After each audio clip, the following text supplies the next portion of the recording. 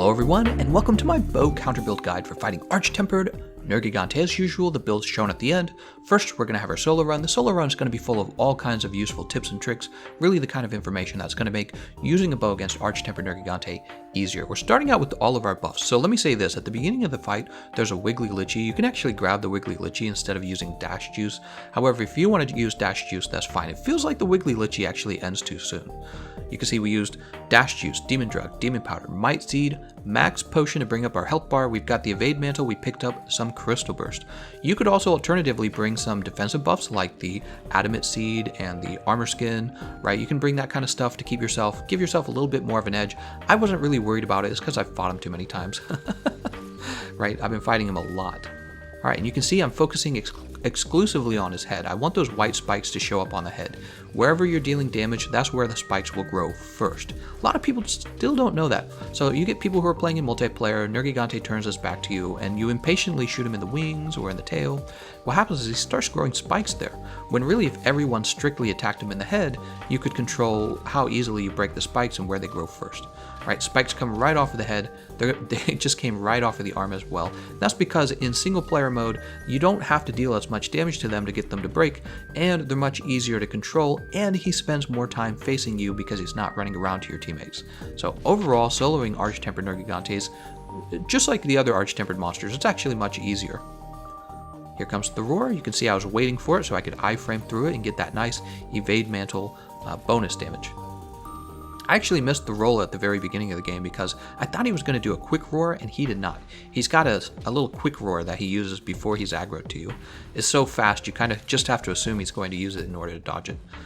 So our Palico put him to sleep, unfortunately, off to the side. He's being a little overachiever. I was hoping he would put Arch Tempered Nergigante to sleep under the boulders and then we'd get a boulder wake up attack, but that didn't work out for us, but that's okay. I'm not really worried about that. And we're just going to keep diving, and was that a knockdown from damage, or did we break the arm spikes? I think we might have broken the arm spikes. See that arc shot? The arc shot actually brought down the boulder so that you could chain the knockdowns. Just from his position, I could kind of tell he was underneath one of the boulders, and that arc shot's a really consistent way to bring the boulder down. You also have to be careful about that, because people will accidentally drop the boulder when they don't intend to, because they don't know that the arc shot actually reaches the boulder. That's his powering up roar. He only uses it one time. After he uses it, he becomes a lot more aggressive, and he starts to use more of his alternative moves, right? The moves that he received as Arch Tempered Nergigante, like this jump right here. I call that the aerial slam, and it is a dangerous move. You kind of have to be done attacking him in order to be able to dodge it, and then you also have to learn the timing of it in order to dodge it, right? And that's what using the bow against Arch Tempered Nergigante is going to be about. Let me explain. So for every weapon and every fight, there's kind of like, how easy is this matchup? This is something I've kind of intuitively learned over time. The bow has a difficult matchup against Arch Tempered Nergigante. It kind of goes one way or the other. There's no middle ground. You're either totally wrecking him with the bow, or he's totally wrecking you. So you can't be mediocre with the bow and defeat Arch Tempered Nergigante. You're either really you understand how to dodge him and what you're doing, or he's going to definitely kill you. Right? And that can be troublesome when you're playing multiplayer. If you're playing solo, you can kind of get away with that using the Fortify skill. But in multiplayer, you're sharing lives with other players. You can't really do that. So this is definitely a build and a strategy for someone who's more familiar with the game. Here's our Mega Barrel Bombs. So this is a trick that is fun for getting a little extra damage on him. I don't recommend doing this in multiplayer. You'll end up knocking your teammates away. But you can see we're leading him over to the Mega Barrel Bombs and getting a free 360 damage on him. Each barrel bomb dealing 180. Missed the roar, the roll through the roar there. I like tongue twist that. Roll through the roar. Try saying that 16 times fast. It's difficult. All right, so in stage 2, we want to be careful not to crowd control him when the other Elder Dragon shows up, because you want to definitely make sure they have their turf war. Okay, this is a very dangerous moment. Watch what I'm doing. I'm rolling to my right. So one of his finishing moves is to leap into the air. He floats up there for a minute, and then he comes slamming down with his right arm. I've discovered that his left arm does no damage. His left arm is not a hitbox at all. So when you've been knocked down and he's jumping in the air for his finishing attack, is he going to do it here? Here it is. When he's doing that, you start rolling to your right, and then he never hits you. All right, so you just learned a big tip. This is true for all the weapons, not just the bow. But yeah, don't say you ever you didn't learn things in these counter build videos. Very useful information. Once I learned that move was no longer difficult, because that was the move that would get me. That finishing move, that aerial attack. So it wasn't really the fast aerial slam. The aerial slam doesn't really kill you, just it deals fair damage.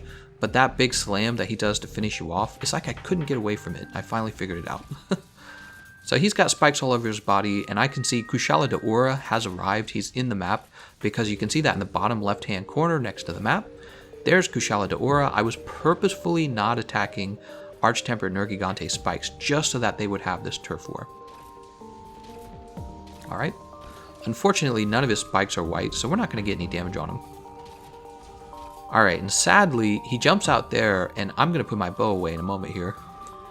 Yeah, there it goes. It's because I was expecting the dive bomb.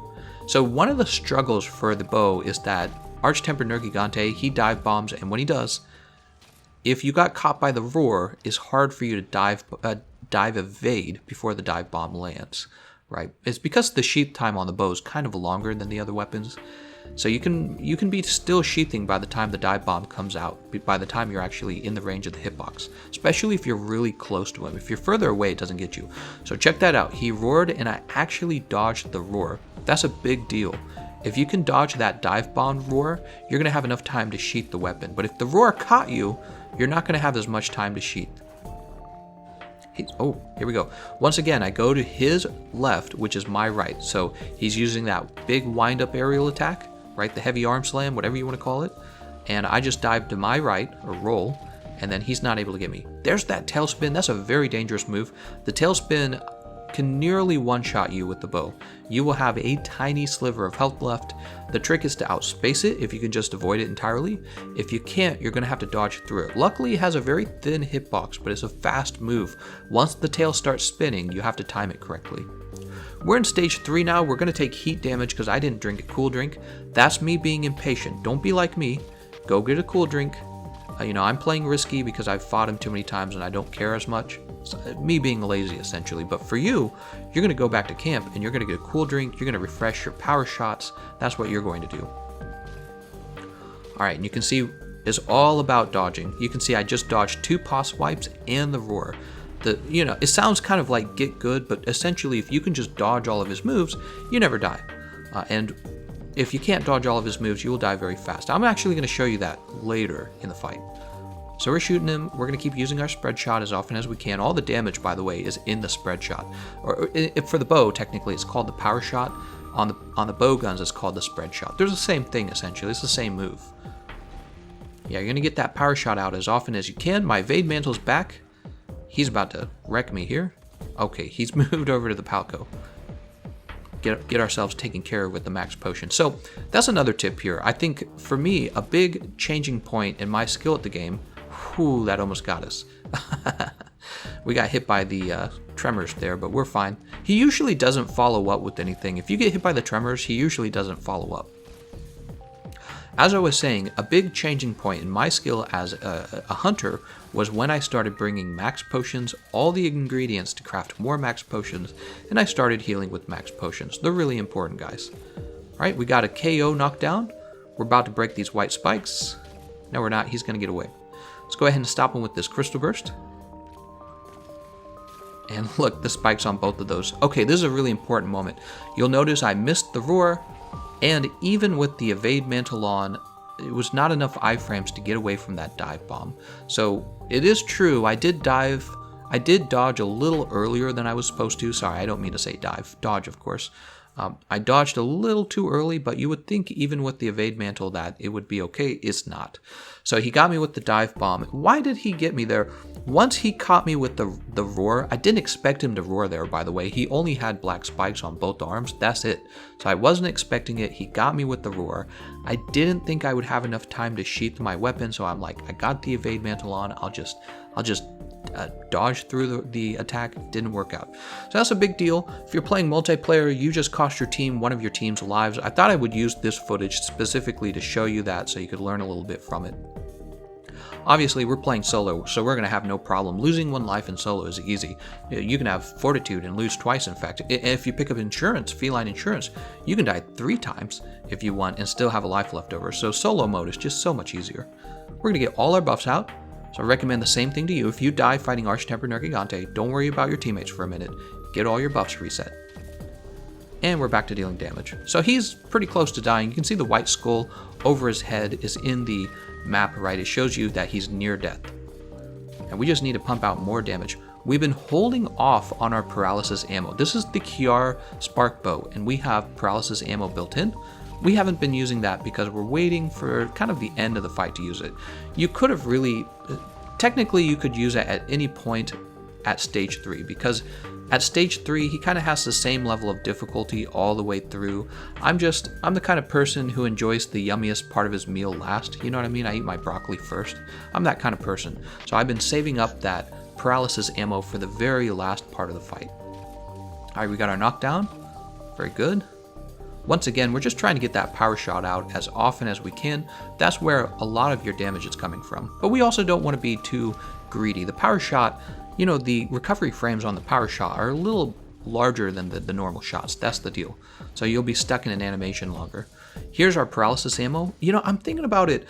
I probably should have used the paralysis ammo after the mantle ended, right? Because it's better to have those crowd controls going when you don't have any mantles to protect you.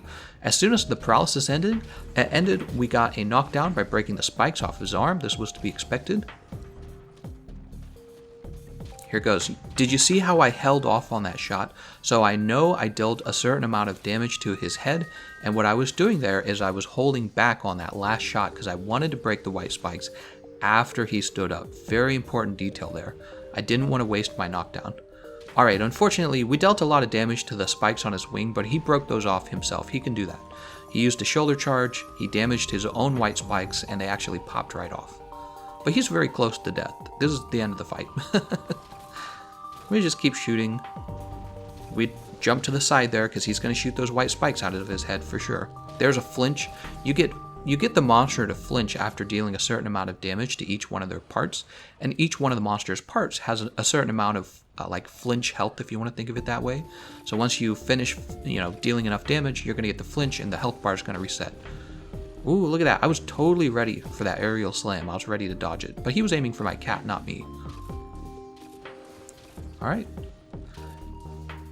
So close. Ooh, see, I was ready for it again, and we totally dodged the aerial slam. That's what I was saying earlier about the bow. This is going to be a fight where you either dodge all the stuff and the fight goes relatively fast, or he's going to land a move and it's going to just utterly destroy you. There's no like middle ground. Not for the bow. You can see we dodged the roar for the dive bomb this time, and now we easily get to sheath and dive evade away from the dive bomb.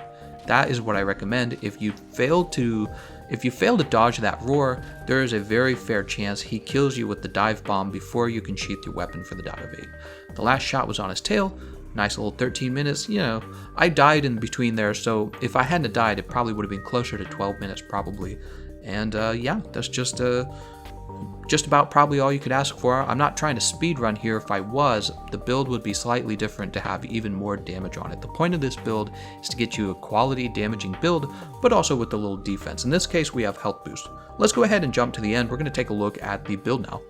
Alright, so taking a look at the build, once again, we do have Health Boost 3. The other defensive skill we have on this setup is 2 levels of Evade Window. I've seen people take like 5 levels of Evade Window. I think you're being excessive. When you go 5 levels of Evade Window, you're really giving yourself so much defense that you're starting to lose out on a significant portion of your damage output. But if you did want to bring Evade Window up, you could drop those 2 bolt decorations. That would lower your damage, but you could bring up Evade Window to at least 4, and you know, that would improve your evading at least a little bit. I don't know if I'd give up anything else. It's just really up to you and how much you're struggling. But this setup is a very straightforward setup. Now, the only problem is you have to have the Kiar Bow Spark. I'm going to show you an alternative build here using the Tear at the Thunder.